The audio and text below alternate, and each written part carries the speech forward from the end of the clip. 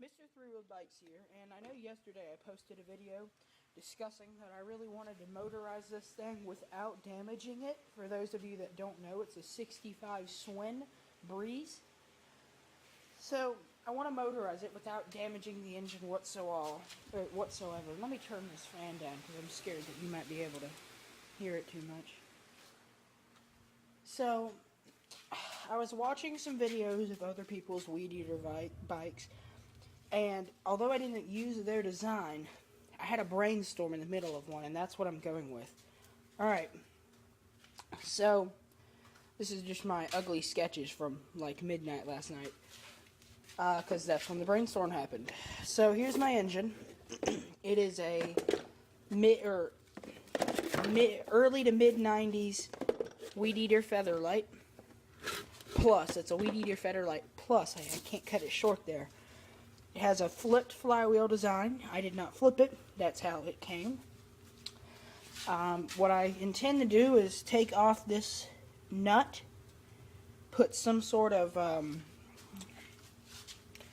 sprocket, or not a sprocket, some sort of drive shaft of sorts on there. Just, probably a bike peg. That's it for the engine. Now, mounting wise, two strokes, the great thing about them is they can run upside down, sideways, turn ways, up ways, down ways, every ways you can think of. So, I'm going to find the place that has the two best holes, probably these two, maybe these two, probably these two would work better. And I would like to use the other hole, so I might try to figure something out. And we'll make it work. So, what I'm intending on doing is having one long piece of metal, one or two. I haven't decided completely yet, but basically have one long, I don't think I have any up here. Well, some sort of steel like this, a little bit thinner stuff maybe. A long piece of steel coming off the wheel from probably that top hole. Now it can pivot on here. And the engine's attached to the other end, and the bicycle peg will just lay up against the wheel.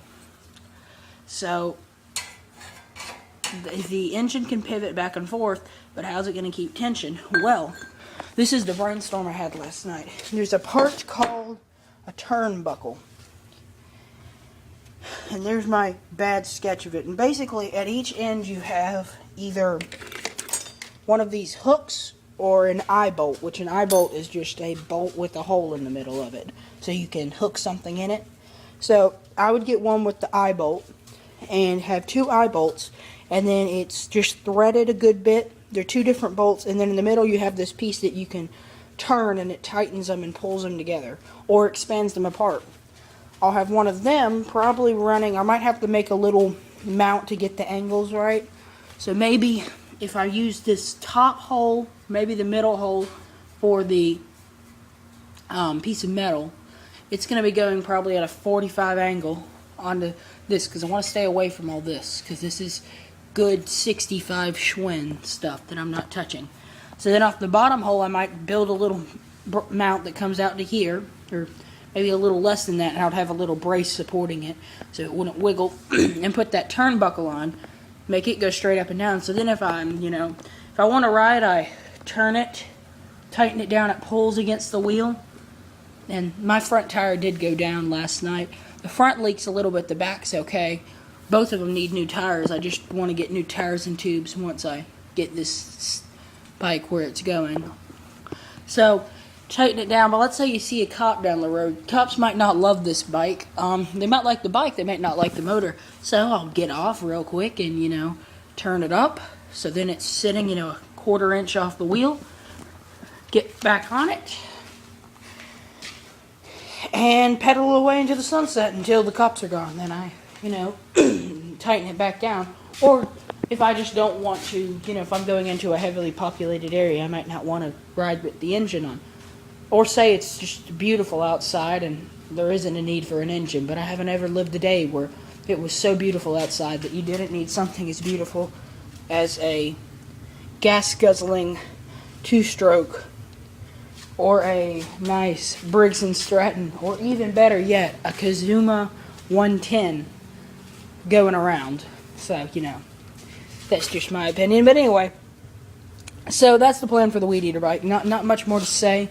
Next step, I guess, is to get the engine running, which if I can get that darn spark plug off, it wouldn't be that hard, but the thing's stuck on there. I don't get why it's, yeah, I'll have to go through my, I don't have a socket that will fit over that because my deep wells, they skip severely because they sold them to you as a spark plug removal kit, and apparently this is not a common spark plug as I drop the engine. So, I don't have a socket to fit over that, so I was going to use an adjustable wrench, but that won't work because it just wants to skip, and I don't want to strip it. So I'm going to go through my wrenches, which are somewhere. Oh well. Anyway, I'll get it off. So there you go, and I guess I'll do more updates to follow. I've already made a 5-minute video. Wow. So yeah, that's about it. So hopefully this guy will be pushing me around before you know it, and I can find more ways to avoid exercise.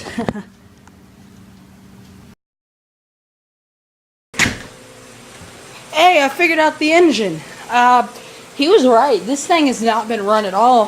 What it was is the fuel lines in the gas tank had decomposed. Found out also that that's a 89. He was wrong. It's an 89. But anyway, so it does run. So I put a gas tank off of this. It was a really cool engine when it worked. It's a Craftsman Incredible, but it lost compression and quit running. And oh no. One of these days I'm going to take the pull start off and see how it works. We actually bought another one because I liked that engine so much. Also, it had a square cylinder and it just looked cool. Had this automatic choke that once it heated up it would flip back. It was cool though. But anyway, this engine, it does run. So I'll probably need to choke it again. You just have to hold the gas tank. But it started up within a minute after me replacing the fuel lines. Let me set you down.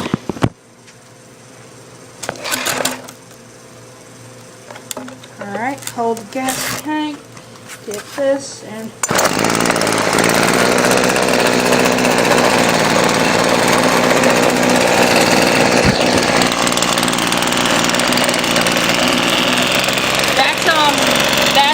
that's not choked, it's idling. Runs good, don't it?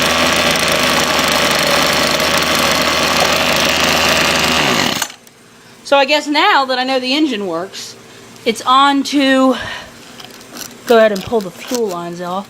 It's on to mounting it and then getting a spindle. I have to go hit up the neighbor kids for a bike peg that one of them doesn't want because my bike peg doesn't work. Imagine that. I also found something crazy out about a blower engine, and if enough of you want to know about it, I'll show you. It's pretty cool. But anyway, so there we go. And I got a turnbuckle in case you, well, now I'm tacking that on the front. So turnbuckle, engine, metal, a bike. This might just work, YouTube. It might just work. And I did rev it. It bogs a little bit, but it worked itself out. You have to remember this hasn't been run since like at the earliest it's been run 04, 05. But anyway, there you go. Pretty cool. I think I'll have to get working on mountain.